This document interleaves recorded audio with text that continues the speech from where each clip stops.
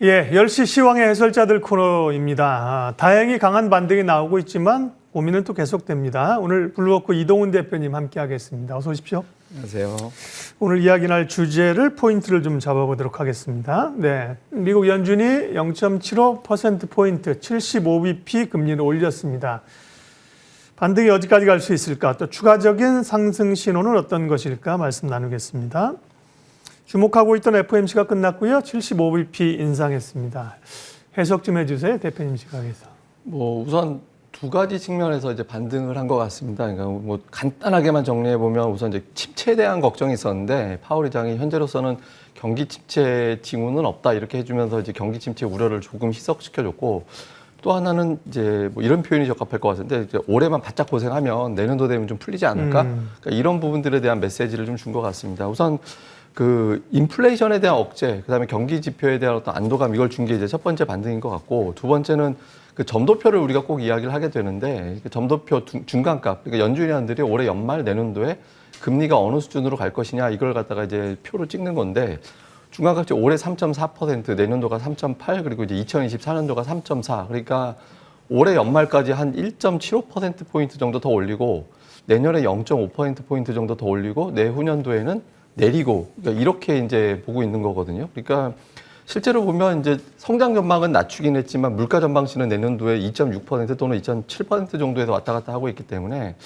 올해만 금리를 올려서 좀 지나간다라면 내년도에는 물가가 잡힐 수 있을 것 같다, 이런 기대감을 좀 준 것 같습니다. 그래서 전반적으로는 시장에서는 금리를 올해만 한 두세 번 정도만 좀 고생하면 내년도부터는 인상 속도는 좀 떨어질 것 같다라는 점, 그다음에 이제 이에 따른 경기 침체 두려움은 좀 완화됐다라고 보여지는데, 다만 그동안에 오늘 이전까지 미국 FOMC 회의 8번 통계를 보면 회의 이후에 6번 올라가고 2번 빠졌거든요. 근데 이제 또 보통 FOMC 이후에 그렇다고 해서 회의 결과가 어떤 증시에 바로 반영이 됐다, 이게 아니라 이틀 정도 지나가고 나면 그 다음 이슈로 반영돼서 재료가 바뀌어버렸기 때문에, 오늘은 이제 반등해서 어느 정도 올라왔습니다만 이후에는 이제 현실적으로 두 달 사이에 미국의 금리가 어쩌면 1.5%포인트가 올라갈 수도 있는 상황이 되는 거니까, 이 부분에 대한 판단이 이제 다음 주까지 봐야 될 것 같습니다. 다만 이제 전체적으로는 경기 침체에 대한 우려를 덜어냈고, 또 오늘 ECB도 있었잖아요. 그래서 ECB에서도 일단 좀 방어해주는, 일부 국가들에 대한 리스크를 좀 방어해주는 조치가 나와서 당분간은 조금 더 반등할 여지가 있다, 이렇게 봐야겠습니다. 네, 다만 저런 파월 의장의 발언이 어느 정도의 그 시장을 끌고 갈 수 있을 거에 대한 고민이 있는 거죠. 단기적으로는 75bp 불확실성 해소로 미국 우리 주가 급반등을 합니다만 어디까지 갈 수 있을지 역시 의문이 들고요. 그럼 어디까지 어느 정도 좀 갈 수 있는지 첫 번째 여쭤보고, 또 다른 변수를 추가적으로 이제 봐야 할 것들은 어떤 것들입니까?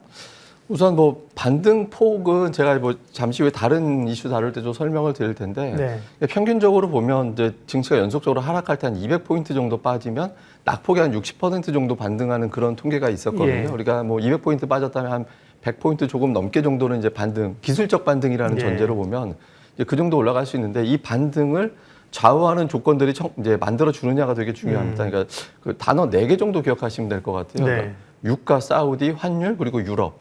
이렇게 보시면 될 것 같은데, 그러니까 모든 인플레이션이라든가 이런 것들의 근원은 사실 국제유가와 곡물 가격에서 비롯된 건데, 이제 국제유가가 가장 크죠. 그러니까 미국의 소매 판매 지표에서도 보듯 휘발유 소비라든가 이런 것들이 직접적으로 영향을 줘서 지표를 지금 움직이고 있는 그런 상태잖아요. 국제유가가 95에서 115달러 사이에서 움직일 때는 주식시장의 흐름이 나쁘지 않았습니다. 이게 괜찮았는데 115 넘어가면서 120달러를 돌파하는 움직임이 나오면서부터 주식시장이 깨졌던 거였거든요. 근데 이런 분위기가 이전으로 다시 돌아갈 수 있겠느냐. 그러니까 115달러 오늘 그 정도 선에서 마감이 됐는데 이 이하로 내려갈 수 있느냐라는 건데, 국제유가를 움직일 수 있는 단기적인 힌트는 사우디 쪽에서 나올 가능성이 있어 보이거든요. 지금 바이든 대통령이 이제 사우디를 방문하게 될 텐데, 여기서 현실적으로 보면 대규모 증산할 수 있는 국가들이 그렇게 많지 않기 때문에 사우디에서 증산에 대한 의지라든가 이런 것들을 좀 표명을 해준다면 국제유가가 적어도 125달러 이상 훌쩍 넘어갈 가능성은 낮아지게 돼서 시장에서는 이제 금리 인상이 어느 정도 인플레이션을 억제할지도 모르겠다라는 희망을 갖게 됩니다. 그래서 국제유가의 추이 계속해서 주목을 해봐야 될 것 같고요. 또 하나는 이제 원달러 환율인데, 환율이 제가 이 자리에 올 때마다 계속 설명을 드립니다만 1250원, 1300원은 전혀 다른 레벨이다라고 계속 말씀을 드렸었잖아요. 근데 이제 이틀 동안 계속해서 1290원대에서는 일단 막혔습니다. 근데 이거는 당국 개입 때문에 막혔다라는 설이 우세하긴 한데, 그럼에도 불구하고 1300원 넘어간다 이러면 경기 침체 신호가 사실상 나왔다 이렇게 해석을 하게 되거든요. 근데 다행히 지금 1,280원 이하까지 내려왔습니다만 이제 이 정도 수준에서 안정이 된다라면 외국인들의 수급이 바뀌면서 또 증시가 조금 전에 이제 말씀드렸던 반등폭을 채워 나갈 가능성이 있습니다. 이 부분 중요하고요. 마지막으로 이제 유럽 동향인데 어제 우리가 좀 가려져서 그렇지 유럽 문제도 최근에 좀 이슈가 됐었거든요. 그러니까 이탈리아라든가 아니면 뭐 스페인 같이 좀 재정 상황이 좋지 않은 국가들은 금리가 막 가파르게 올라가면서 지금 유럽의 어떤 또 재정 위기가 불거질 수 있는 타이밍에 이 부분에 나서주면서 좀 완화를 시켜주는, 진정시켜주는 그런 효과가 나왔거든요. 그래서 유럽의 국채 금리가 좀 안정되는지 여부. 그러니까 정확하게 뭐 환율, 유가, 그다음에 유럽의 채권 금리 이 세 가지 정도를 보시면서 반등폭을 채울 수 있는지를 좀 가늠해 보시면 될 것 같습니다. 네. 어쨌든 방향성 자체는 반등의 강도나 다른 주요 변수들의 움직임에 연동되겠지만 일단은 좀 이쪽으로의 그동안 눌렸던 반등을 좀 해소하면서 반등 갈 수 있다 이렇게 보시는 거군요. 예, 맞습니다. 네. 중국 증시도 얘기하겠습니다. 중국은 봉쇄 이후에 뭐 여러 우려에도 불구하고 최근에 중국 증시는 뭐 상당히 탄력적으로 오히려 안 밀리고 올라가는 흐름들이고요. 중국의 추가적인 정책 기대감들도 있는데 뭐 중국 좀 기대해도 될까요? 이게 상당히 좀 약오르는 건데 네. 사실 전 세계적으로 가장 이번에 이제 금융시장 피해를 준 국가가 러시아하고 중국이잖아요. 예. 근데 정작 두 나라 증시는 6월 들어서 압도적으로 좋은 편이거든요. 근데 이제 중국을 좀 주목해 봐야 되는 게 이제 사실 최근에 이제 베이징, 뭐 상하이 이런 데서 이제 클럽발 확진자가 나오면서 확진자가 좀 늘어나고 검사량이 늘어났는데 이런 가운데서 재봉쇄가 과연 다시 진행이 될 거냐라는 긴장도가 좀 있었거든요. 다행스럽게도 재봉쇄 이야기가 나오지 않고 있습니다. 그래서 지금 더 이상 중국이 강한 봉쇄를 시행하지는 않을 것 같다라는 분위기가 1차적으로 형성이 돼 있고요. 그리고 또 하나는 수급 측면에서 이번 주 들어서 외국인들이 중국 증시를 매수하고 있다. 뭐 며칠 전까지는 뭐 80억 위안 정도 순매수했다더라 이런 데이터도 외신을 통해서 보도가 된 게 있었거든요.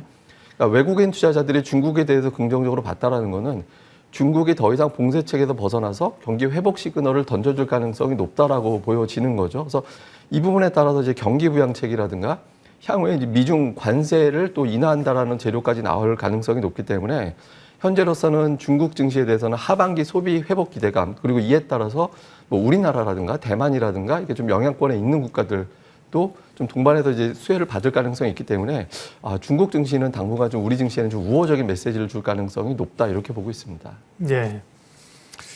자, 그러면 이제 대응 전략을 좀 살펴보겠습니다. 대체적으로는 아직은 이제 기조적으로는 약세인 게 맞잖아요. 예. 그런 가운데 이제 반등이 나온다면 어느 정도 어떻게 또 대응해야 될까인데요.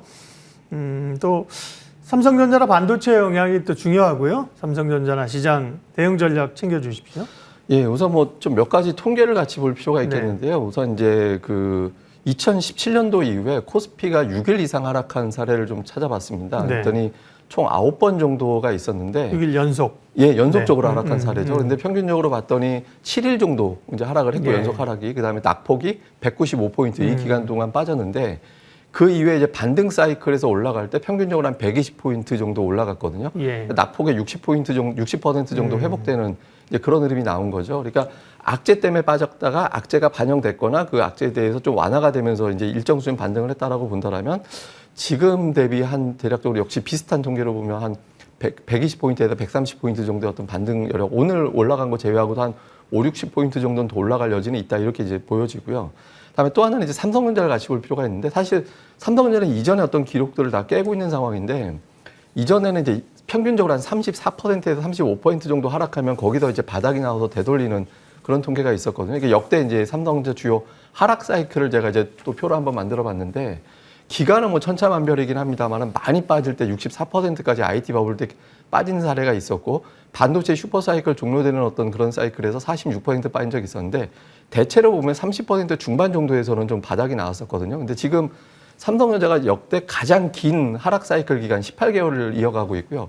낙폭도 37%면 평균치 넘게 빠졌습니다. 근데 이렇게 정도 본다면 삼성전자가 어지간한 악재는 좀 주가에서 흡수를 했다라고 봐야 되기 때문에 그러니까 지금으로서는 주가는 뭐 좀 하락 방향보다는 버티거나 이제 반등할 가능성이 좀 높지 않나. 제가 이제 주요 이벤트 지나가고 나면 이제 시장이 어느 정도 이제 방향성이 나올 가능성이 있다라고 말씀을 드렸었는데 지금 이제 이벤트들이 어제로 다 마무리가 됐기 때문에 이제는 좀 반등 사이클이 나올 가능성이 높아서 실적 추정치 하향 대비 낙폭이 좀 컸다라는 점에서 보면 이제 실적 대비 좀 주가가 좀 많이 빠져 있는 종목군들, 그러니까 이런 종목군들에 대해서는 뭐 계속해서 좀 관심을 가져나갈 필요가 있어 보입니다.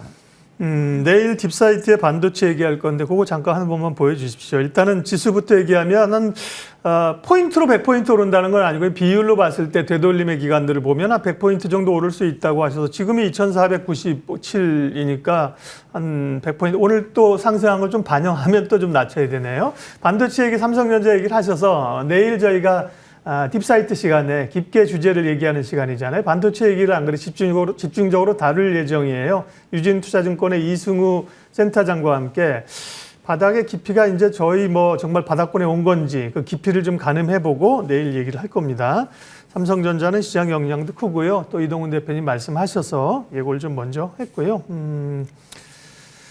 그러면 어쨌든 지금은 반등을 좀 노리고 트레이딩을 하거나, 그죠? 좀 혹은 뭐 물렸던 걸 좀 올라왔을 때 정리를 하거나 새로 사거나 이래야 될 구간이네요. 어떻게 섹터는 어떻게 해야 됩니까? 그러면? 네.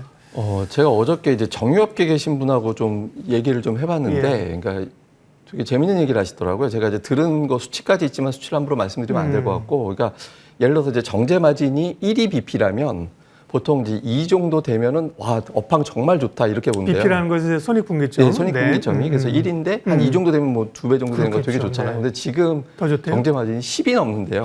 기준으로 치면. 그러니까 예. 정말 이래도 되나 싶을 정도로 상당히 좋다라고 얘기를 하는데 네. 그러니까 그런 얘기 하시더라고요. 그러니까 배가 싣고 오는데 한 달 걸리는데 실을 때 사갖고 오면 이미 가격이 올라 있어가지고 네. 이게 반복되면서 계속 이제 이익이 올라가는 구도인데다가 이제 사람들이 놀러 다니기 시작하면서 항공료가 엄청나게 나가기 때문에 네. 실적이 계속 좋아진다라는 겁니다. 근데 지금 리스크가 뭡니까라고 물어보니까 유가가 이제 역방향으로 꺾이기 시작하면 상당히 가파르게 이게 줄어드는 구조가 되기 때문에 이게 부담이 된다라는 겁니다. 그러니까 그동안에는 이런 정유주가 상당히 탄탄하게 버텨왔거든요. 좋았죠. 버틴다라는 표현보다는 이제 상당히 좀 강하게 움직였는데 그러니까 지금 시점에서는 이렇게 이제 좋았던 종목들에 대해서는 오히려 이제 좀 정리를 해나갈 때라고 보여지고요. 예. 뭐 지금은 오히려 이제 그동안에 이슈가 있는데 실적은 괜찮은데 주가가 많이 빠졌던 종목군들 제가 뭐 계속 말씀드렸던 건 삼성전자, 현대차가 투자할 때 수혜를 받을 수 있는 종목군들이 주가가 좋았다가 최근에 꺾였거든요. 그러니까 이런 종목들에 대해서는 뭐 계속해서 좀 관심 있게 볼 필요가 있고요. 다음에 또 하나는 리오프닝 관련해서도 제가 뭐 소비 관련주로 신세계 인터내셔널이라든가 이런 종목들 말씀을 드렸잖아요. 이 종목들도 최근에 좋았다가 주가가 좀 주춤하고 있는데 낙폭과대 종목은 아닙니다. 근데 이슈를 아직까지 반영이 안 됐다라고 보여지거든요.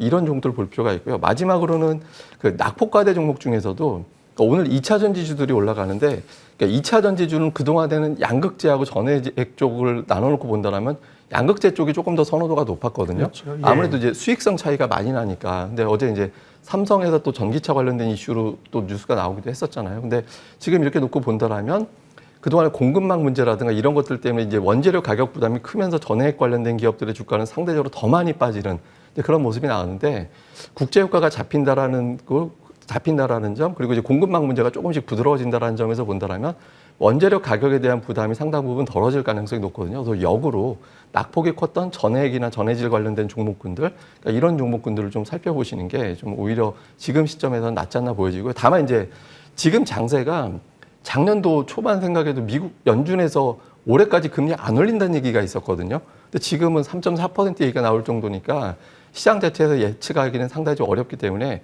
현금 비중 없을 때는 상당히 견디기가 어려운 장이 될 가능성이 높습니다. 그러니까 현금 비중을 한 20-30% 정도 어느 정도 남겨둔다라는 전제로 말씀드렸던 그동안에 좀 부진했던 종목들을 조금씩 좀 담아나는 그 정도의 어떤 전략을 세우시는 게 좋을 것 같습니다.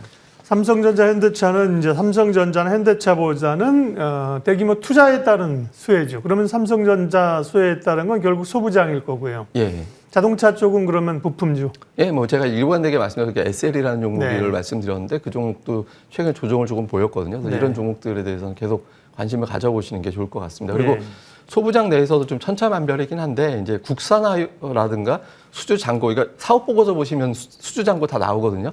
1분기 실적 발표했을 때 수주 잔고가 전분기 대비 2배 늘어난 기업들이 있습니다. 그러니까 이런 기업들 중심으로 자꾸 직접 찾아보셔가지고 좀 공략해 보시면 도움이 될 것 같습니다. 2차 전지 쪽에서는 소재, 그동안에 좀 못 올랐던 뭐 전해질, 전액 이런 뭐 대표적으로 천보 이런 그룹이 있습니다. 예, 뭐 엔캠이 대표적으로 낙폭과대주고 엔캠. 예, 이런 종목들을 한번 관심 있게 보셔도 좋을 것 같습니다. 네. 오늘 시황전략 블로크 이동훈 대표님 함께했습니다. 이 내용은 머니투데이 방송 유튜브에 10시 시황의 해설자들에 올라가니까요. 참고하십시오. 이동훈 대표님 고맙습니다.